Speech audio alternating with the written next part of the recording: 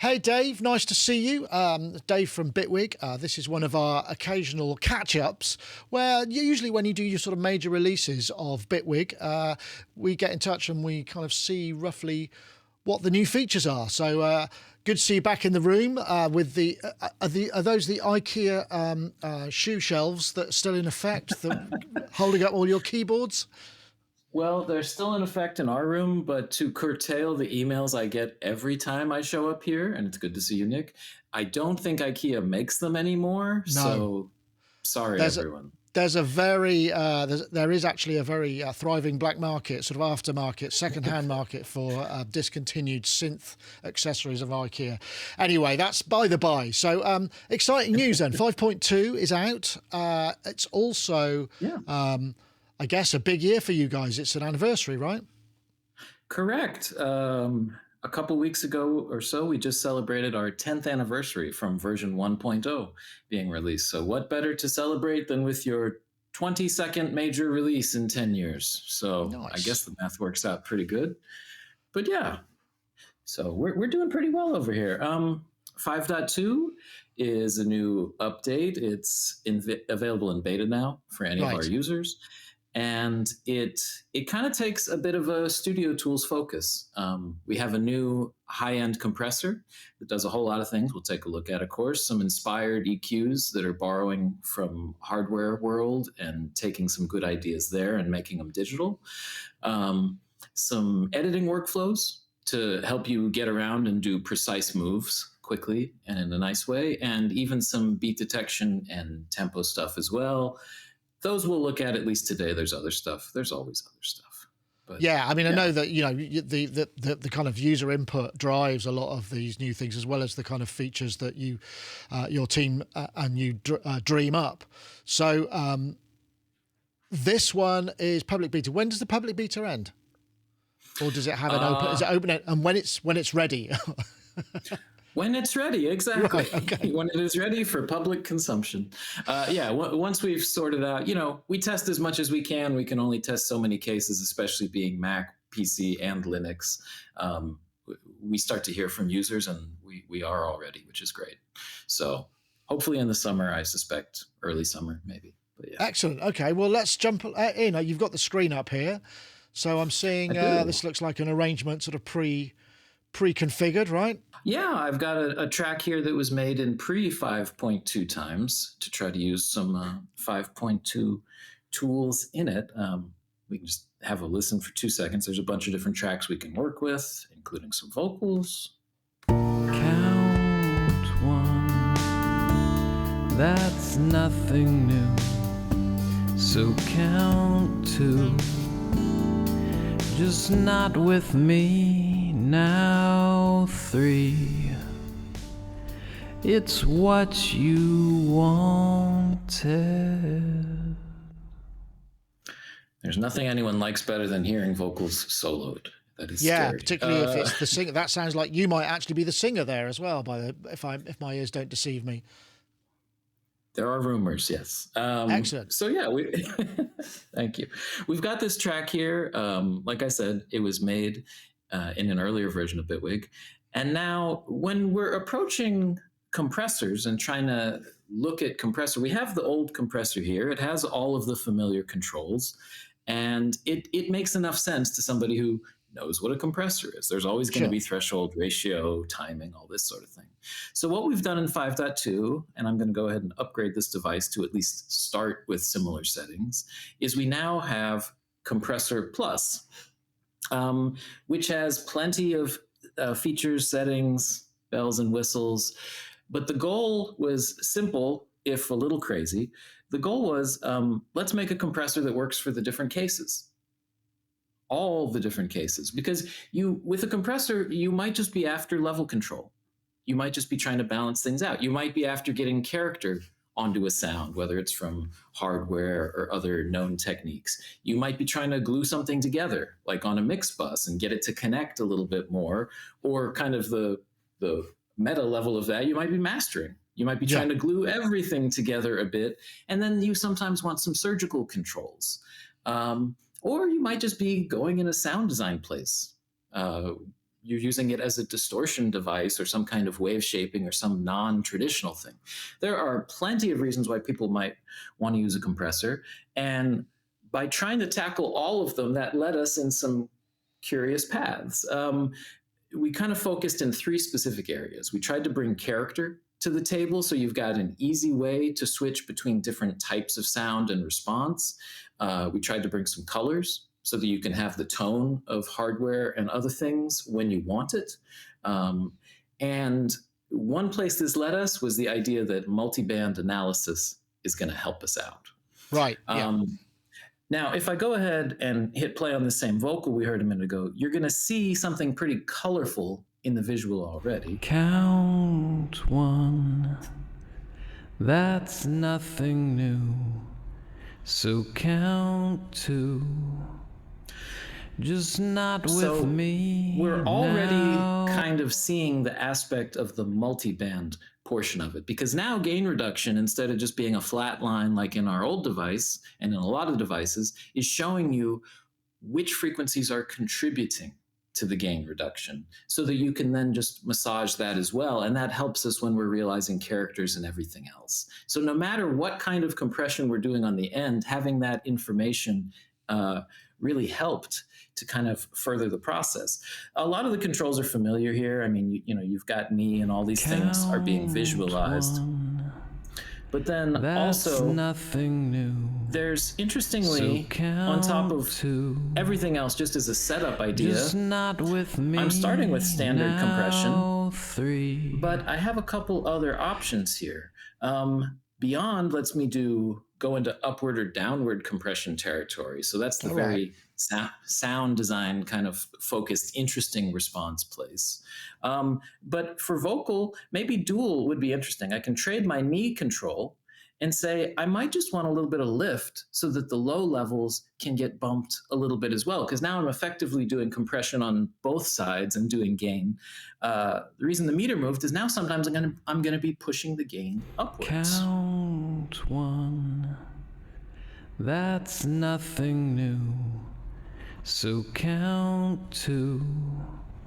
Right, so you're limiting the dynamic range in a more intuitive way. So it's still compressing, but yeah, I see. It's what you. Yeah, because sometimes maybe it's a piano recorded in a room and you just want the air of the room to kind of push through a little bit, or the breath sound, or the gentle part of bowing, whatever it is. There's this interest in the low-level compression. So we're trying to cover that sort of territory as well, while keeping the whole framework consistent. Now, in terms of character, I can leave the vocal here, and maybe drums would be a nice place. That's nothing new. So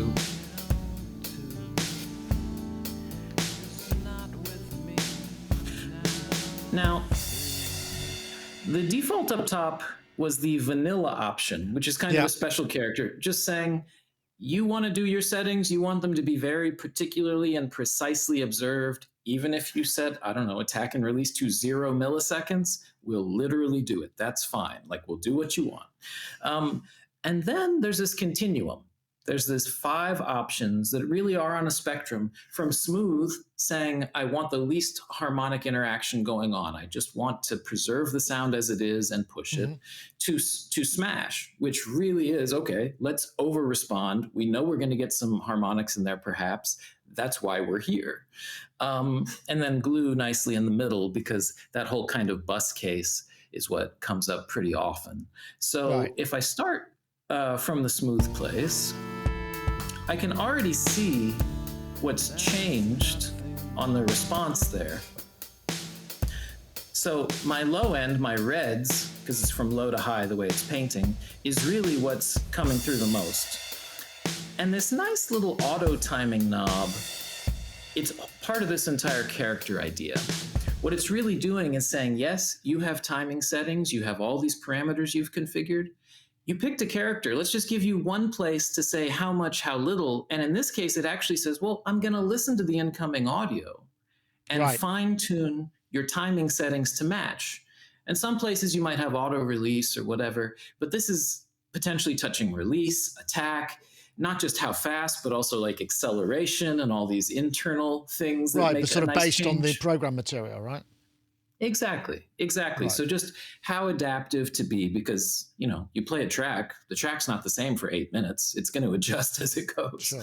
Don't worry, the song's not 8 minutes, I promise. So if we go through some of these modes from the smooth side, so that's just trying to preserve mostly. Over is still preserving, but in a let me enter compression and stay there as quick as possible. So you really feel the snare being pulled back now. It's just trying for a level compression that's mostly living in the compression instead of smooth, which is kind of not staying there all the time. Vibey. There's that glue, which has a lot more release to it, so it's just kind of trying to connect it and ooze it, but not push it too much. And then the more colorful end, resist, which tries to stay away, but once it gets in there.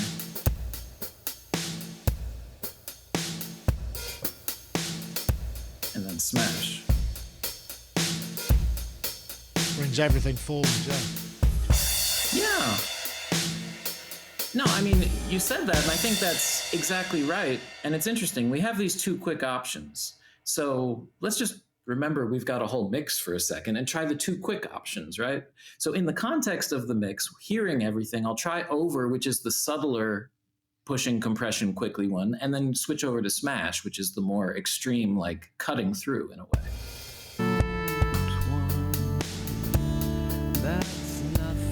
So there's that super compressed snare sound. Feels a bit wrong for this track, if I'm honest. Doesn't work in 3/4. This isn't your hip hop, Nick? Okay, let's see. It's what you wanted. There we go. And that's just, it's definitely coloring things more, and you could say damaging things more. Yeah. But sometimes it's bringing the room up a lot as well, isn't it? Yeah, I think so. So there's this range, there's all these options, and I mentioned mastering. We could go ahead and just try one more example and throw it on the mix bus here.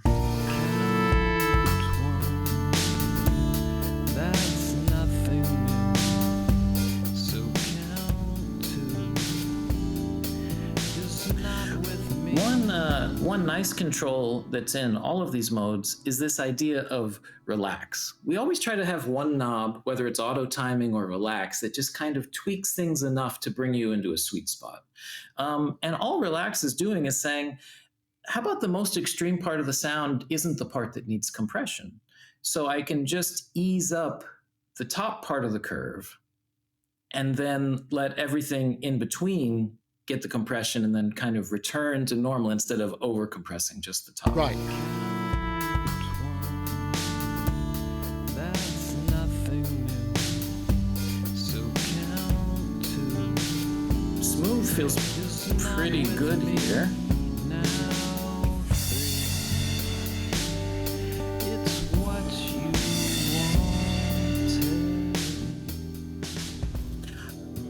wanted. Interesting. One little idea to make my life easier is the option to learn makeup gain, Nothing new. which is now running. So count two. And listening to the input, and you can see it adjusting the makeup gain to try to match the output to the input level. These little tools that just take away the tedious part and make your life easier can be quite nice. This is snuck into some other devices too. But just the last beat here, maybe when you're in the mastering space, you could do it anywhere, but here might be the place for those surgical controls. So we do have this multiband analysis going on, and we do have a way to favor or change how each band is triggering the signal. So if I go to the full screen view. Oh, wow. Okay, yeah. That's a great visual representation of multiband, because it's a bit impenetrable, frankly, to a lot of people. Okay, nice. It wouldn't be the first time I've heard someone say dark art about compression. So on the low end, maybe I just want the intensity to be a little less, to ease up the global curve on the low end, so now the bass part is not pushing everything as much. Or That for sounds this better. master, to my ear. well, thank you. And for this master idea in particular, maybe on the vocals, like let's say the high mids, it's not just intensity. I can also push the timing a little bit to say the timing is good, but I want it to be a little slower, which would effectively keep it compressing there longer and engage more slowly. Or just make it quicker altogether if I want to go in the other direction. Works nicely on those slide guitars, actually. Makes it breathable. Thank you. So, with all of these settings, they're all here, and they're still visualized if you want them. But sometimes you just need that breakout view to get a sense of the universe and just nudge things a little bit. It's not where I start. I normally start with the character stuff and go from there and try to find a good place. But if you want the tuning, we've tried to put it in there without just exploding it and covering the screens with parameters. It's good. I mean, it's interesting because it looks actually on the basis, on the outside, very simple, but there's obviously a lot going on in there, right? So, yeah. Thank you. There's a few things going on. But yeah, I mean, it's interesting to start with a goal and figure out where it takes you. So yeah. It'll take you to all those places in a slightly different way. Like I said, we also did some EQs, some inspired EQs. And when the word inspired comes up, it tends to involve words like Pultec. Yeah. So in this case, I can just take this synth part at the beginning.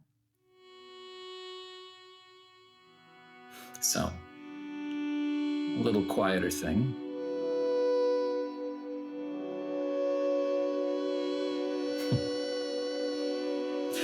Not the worst moment to say, on top of everything else, we happen to redo our entire graphics engine for this release. Right. So, okay.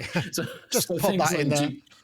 Well, you know, I mean, I'm not the and one more thing guy, so I said it too early, but there you go.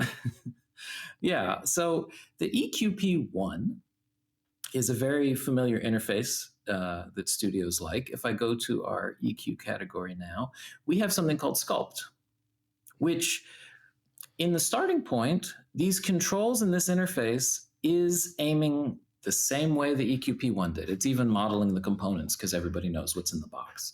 Right. So we went ahead and took that approach for the starting point because the interface feels good. You don't have all the choices in the world, and that's what makes it interesting. That's what makes it musical. I mean, I've got 4 different frequencies on the lows and then some interesting bass tricks for how to accentuate things and give it a little bit of tuning. So if I play this again, and I'll just play around, being part of the digital interface, hey, look, I've got a little screen here. That wasn't on the hardware box. To me, it's helpful just to see what you are doing very quickly and have a sense of its impact. So if we let that play, so we can hear it cutting. Maybe I'll push, we'll stay at 60. We could see the before and after if we want. So the blue is the change. Now, what's interesting with the EQP1, other than people love it on everything I've learned by looking on the internet, adding the boost in the same frequency quickly takes over that whole attenuation. So my cut is practically gone other than being a nice little tuning control now for kind of adjusting what's happening in that mid-range.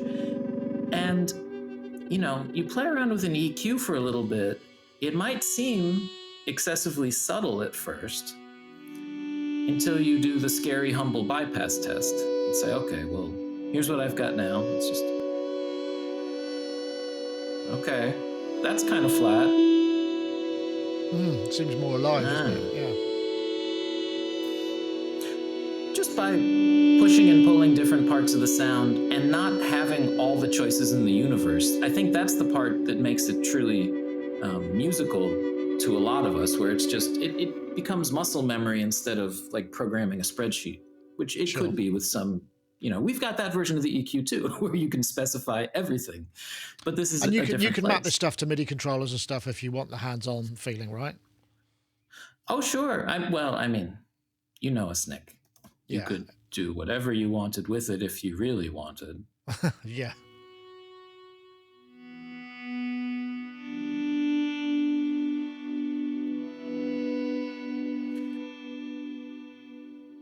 Yeah. Yeah, I So see. No. you know what? I will, discretion being the better part of valor, I'll turn that off for a minute. What's interesting though is the original hardware box never sounded quite this clean. What we did was we took the inspiration for the interface and how it works, and then we have 3 different color modes here. The default is clean, which is almost impossibly clean from what the original one was, in case you want to provide your own saturation plugin or grid Right. patch or whatever. If I wanted to sound closer to the original, I would probably just go ahead and turn on the tube option, which then models more of that warm glow that kind of sits in the middle and changes things a little bit. But while we were at it, we went ahead and added a transistor type option as well that kind of does more mid-push and odd harmonics. Yeah, there's quite a tonal you can definitely hear the tonal characteristics there. I mean, this is very harmonically rich, so it's quite easy to hear the spread of the way the saturation works and the way it affects the harmonics. Interesting. So it was just a nice option to say, well, we like what the past brought us. What can we put on top of it to make it versatile? Maybe you want a choice of saturation. Maybe that's a direction to go. And that's what Sculpt gives you. On top of that, we also, another Pultec unit that is well known and loved for good reason is called the MEQ5, which focuses on the mid-range. So there's something called focus. Just to look at it for one moment, with its default settings, everything is focusing in the mid-range, right, which is why history has loved it for guitars, especially in the rock era, and for a lot of other things. It just kind of gives you those power frequencies and lets you push them or even correct them and dip out for the vocal and that sort of thing. So I've got it on this little sparkly piano here, and we can listen. Oop. Maybe I should solo the sparkly piano.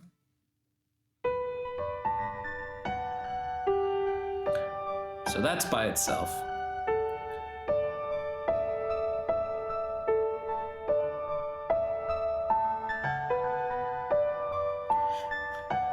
Don't think we have things labeled presence anymore, but it kind of already gives something.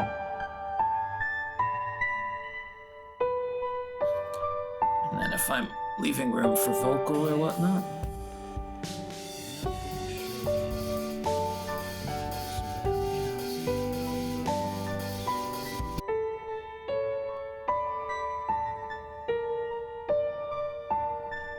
Yeah. And one other little modern marvel that we put in here for all 3 of these EQs, with it selected in the inspector panel, we've had this word stereoize before, just the idea that one control should help us have divergence. And the number of posts I saw of people saying they had to buy 2 Pultec units to make it a stereo pair was embarrassing, so we just put a control here.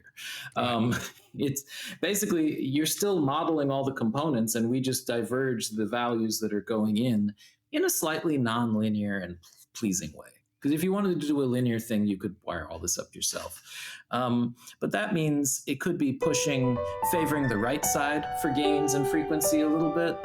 But once you live in this detail space, sure, for this kind of sound, I'm gonna go mid-side and just say, I need the sides to be a little bit more prevalent and the mids to kind of sit where they are so that I have a more diverse sound already. So just as stereo tools, all 3 of these EQs are kind of interesting if you're doing subtle things. Yeah, nice.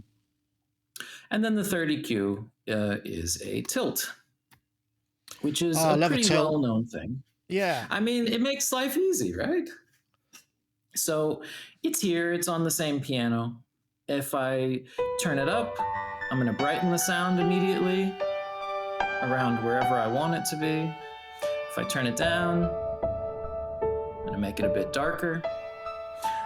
I do have a slope control, and yes, all the same stereoize options as before. Now, one thing here that's useful to remember we're not just making individual plugins. We've got 7 of these now, 7 EQs, 7 dynamics devices, and a whole lot of routing possibilities that are easy in Bitwig. So this delay that we're listening to, it happens to, why does it sound kind of weird and jangly and sparkly? Well, inside of the delay feedback chain, it's doing some ring modulation on each note in a polyphonic way, because why not? Why wouldn't you? Right? If I turn it off, we're just going to kind of be back in normal, mid-90s splashback delay kind of territory. Like digital echo kind of place. But just adding something on top of it can be interesting. So maybe instead of putting the tilt on the audio signal, all I want to do is drag it in here and say, for those little sparkles that are getting added from ring modulation, I just want to pronounce that effect a little bit differently.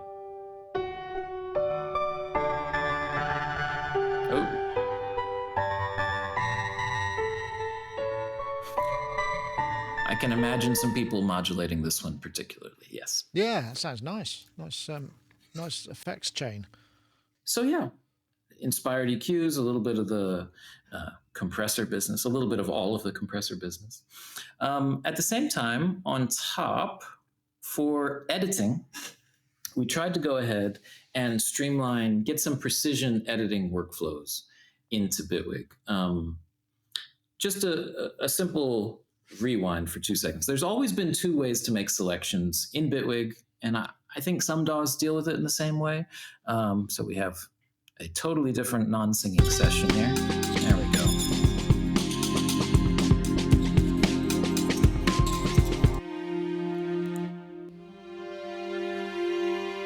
Okay.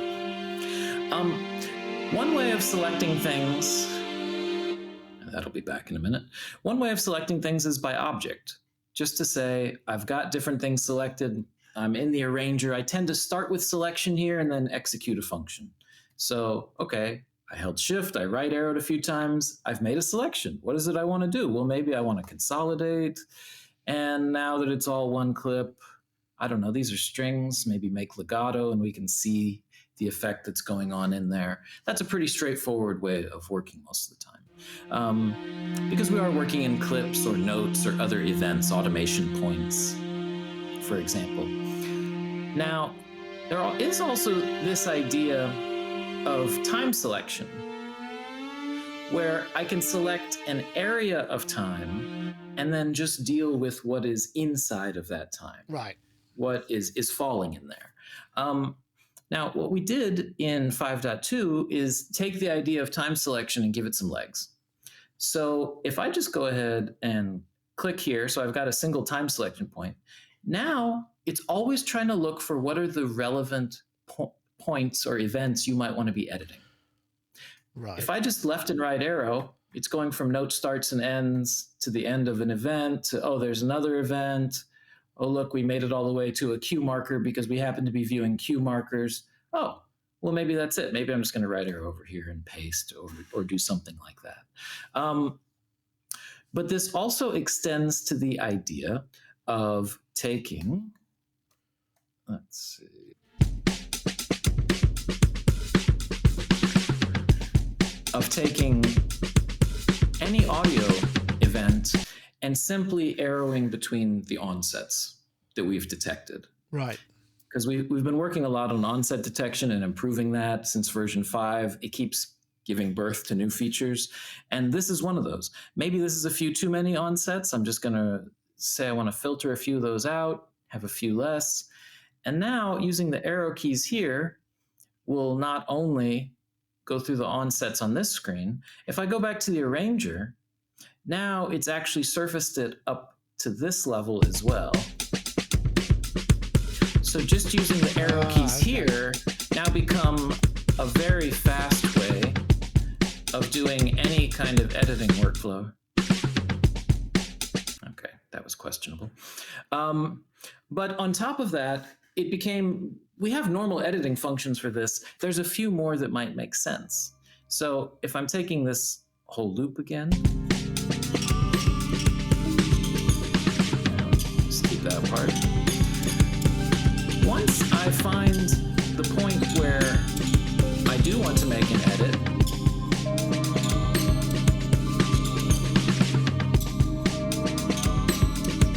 maybe that's it. My arrow keys will just take me wherever I want all across the project, including Shift. Let me just select all tracks and try some of these new functions, such as maybe this should be the end of all of those events. To just chop it all together, let me do quick workflows. These are assigned to key commands. I just want to show you on screen because it's a little more sensible.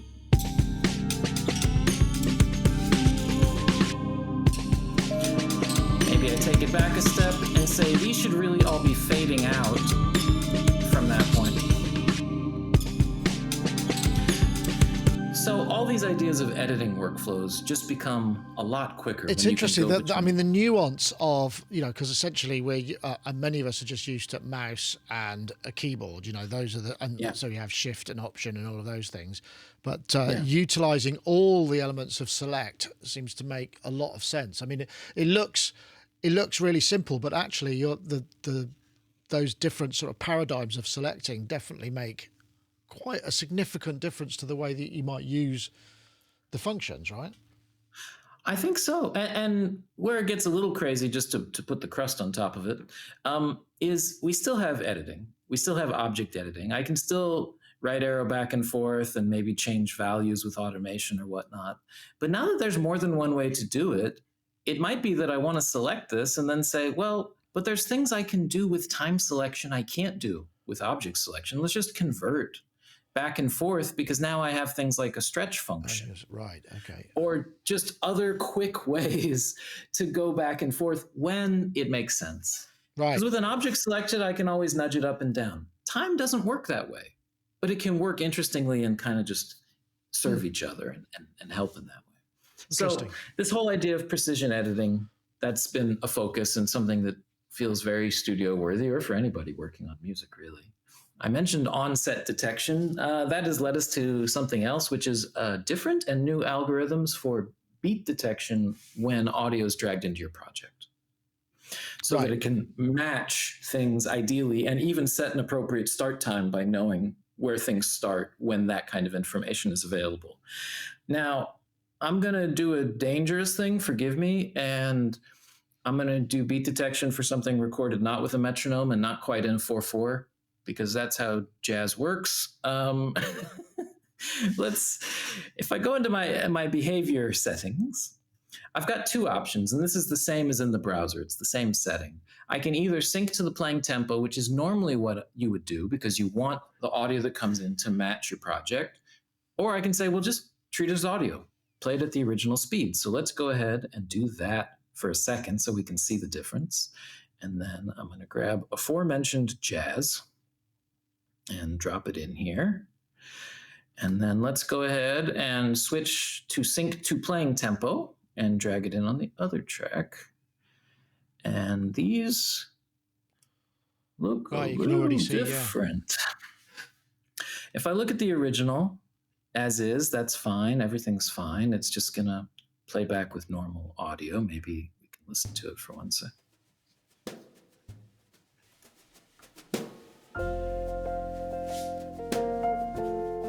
Okay. Yeah. So we get a sense of it. This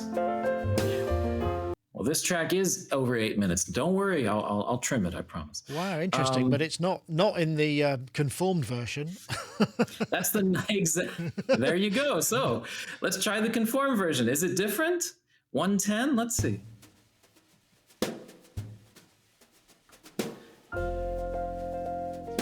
So by detecting everything, let's do high quality, perhaps, and putting in the stretch markers. Oh. Yeah.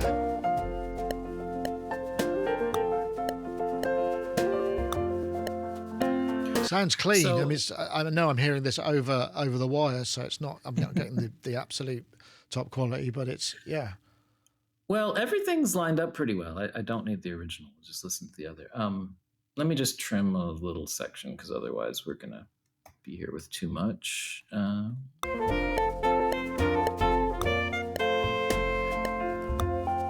not 4/4 all the time.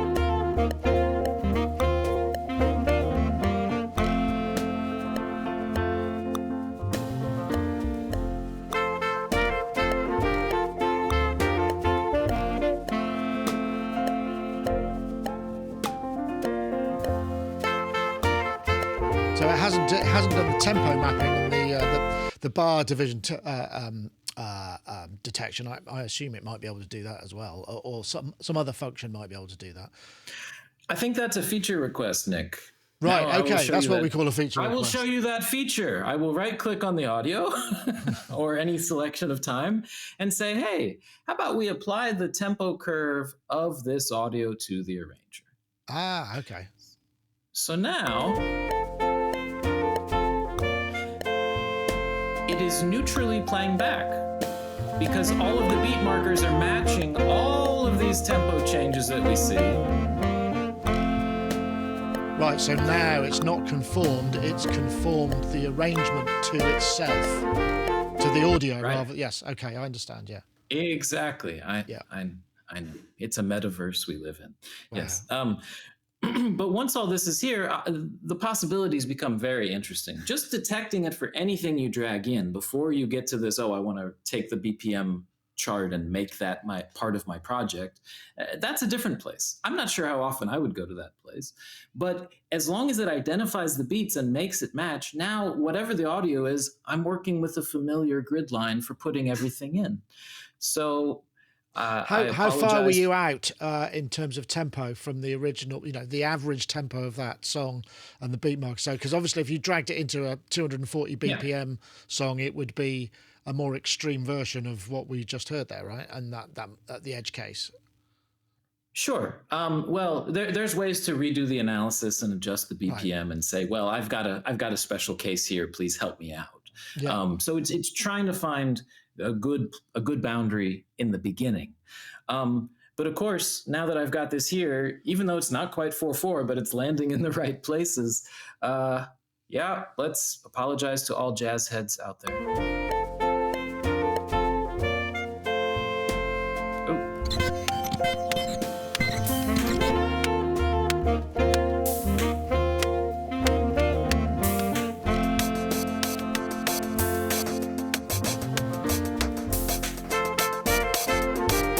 There's your remix. 25 grand, please. Exactly. Oh, you requested dot matrix printers. I'm very sorry, but we're going to put it back in.